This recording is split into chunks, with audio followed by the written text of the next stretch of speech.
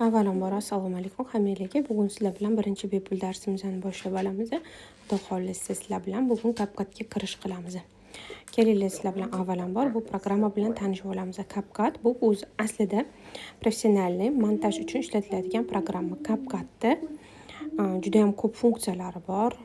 Kompyuterda qilinadigan montajlarni ham ko'pincha shu CapCut programmasida telefonda qilsa bo'ladi. Birinchi sizlar bilan pastdan tanishamiz. Mana ya degan joyiga bossanglar, bu yerda sizlarni profilinglarni qanaqa, ya'ni pro versiyadami, start versiyadami yoki team versiyasidami hammasini ko'rsatadi. Bizda pro versiya yoqilgan, shuning uchun sizlarga ta'riflarini ko'rsatib bera olmayman, lekin ta'riflari bor. CapCutda pro versiyasida juda ham ko'p imkoniyatlar beriladi sizlarga. Hozir bular bilan birma-bir sekin-sekin tanishib chiqamiz. Bu panelda, ya'ni bizani hamma daniylarimiz turadi.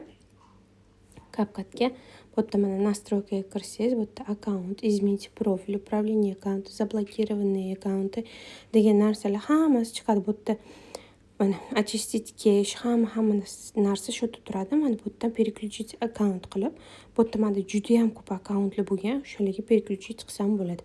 Yonida men olmoqchi turganlarning hammasi pro versiya hisoblanadi. Mana bu yerdan uni boshqarsanglar bo'ladi. Bu yerdan изменить профиль qilib, nomini o'zgartirsanglar bo'ladi. Pol qo'ysanglar bo'ladi. Описание yozib qo'ysanglar bo'ladi. Va связь, agar o'zingizlar profiliga ulamoqchi bo'lsanglar, TikTokga ulab qo'yishinglarni tavsiya qilaman. Ko'pchilik TikTokga ulab ishlatadi, chunki juda ko'p shablonlar TikTokga mos tushadi CapCutda. Mana sizlarga yana bitta yangilik, bu yerda YouTube qo'shilgan. Mana добавить qilib, o'zingizlarni YouTube'inglarni qo'shib qo'ysanglar bo'ladi. Bunga rasmlar qo'ya olasizlar. Profillar xohlaganingizcha управлять qila olasiz. Inglizchaga qo'yib o'zingiz bo'ladi agar sizga удобно bo'lsa, yoki ruschada qolsa ham bo'ladi. Men bu добавить standartni kontsovkani odatda o'chirib qo'yish kerak bo'ladi. Отключить qilib qo'yamiz, chunki oxiriga CapCut, сделано CapCut deb chiqarib qo'yadigan narsasini o'chirib qo'ygan hisoblanamiz.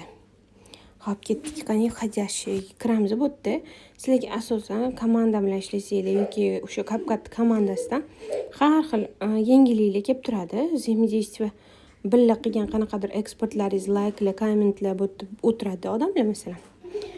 O'shalarni ko'rsatib turadi. Bu yerda keyingi shablonlar mana Pro deb yozilganiga bossangiz, rosa ko'p pro versiyadagi shablonlarni chiqarib beradi, lekin odatda bular VPN siz O'zbekistonda ishlamaydi.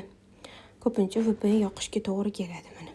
Bitta poisk qilib, o'zingizga kerakli narsani topib ham ishlatsanglar bo'ladi. Keyingisi изменить, mana bu yerda biz asosiy panel bilan tanishamiz. Bu yerda mana новый proyekt orqali biz yangi proyekt sozdать qila olamiz. Bu yerda avtomontaj degani bor. Avtomontajda ham zo'r funksiyalari bor. Avtomontajga qo'yib turib qilsanglar bo'ladi. Bular bilan alohida tanishib chiqamiz. Shuning uchun shundoq belgilab o'tib ketaman, Xo'p, keyingisi retush. Mana bu yerda videolarga retush bersanglar bo'ladi. Keyingisi avtomatik subtitr. Bu yerda subtitr qo'ysanglar bo'ladi. Avtomatik tekst yozilgan bo'lsa, men bu narsani ko'pincha ruschada ijod qiladigan odamlarga va ruschada faoliyat olib boradigan odamlarga tavsiya qila olaman, chunki CapCutda o'zbekcha subtitr yo'q. Fotoredaktorimiz bor bizda, fotolarni redaktirovat qilib beradi. Buni ham sekin-sekin tanishib olamiz. Bu yerda удалить fon bor. Удалить fonni biz rasmni удалить fon qilishimiz mumkin, fonni удалить qilishimiz mumkin. Videoni esa вот новый proyekt ichida изменить qilib удалить qilsak bo'ladi.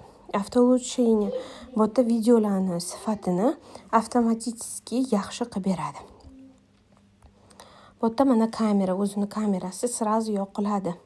И вот все инструменты desangiz, bu yerda yana ko'plab instrumentlar ochiladi. Bu yerda mana kollaj yangi, захват kadr yangi, и avatar yangi, mana переводчик video, ценность диалогом от и bular hammasi pro versiyaniki и yangi. И дорисовка, mana bu дорисовка oxiriga yetkazib beradi rasmlaringizni. И poster juda ham ko'p funksiyalari bor qizlar, lekin pro versiyasini ishlatsanglar albatta. Bular bilan albatta sizlar bilan bitta-bittadan tanishib chiqamiz. Bugungi darsimiz faqat instrumentlar bilan va CapCutda ilovasini o'zi bilan tanishuv. keyingi darsimizda xudo xohlasa mana shu новый proyektga kirib, любой bitta videoni tanlab olib, mana pastda mana bularni mana bu yerda pastida judayam ko'p mana instrumentlari bor. Mana shu instrumentlar bilan tanishamiz. YouTube kanalimga obuna bo'lib qo'ying. Endi bundan keyin bepul darslarni YouTube kanalidan topishingiz mumkin.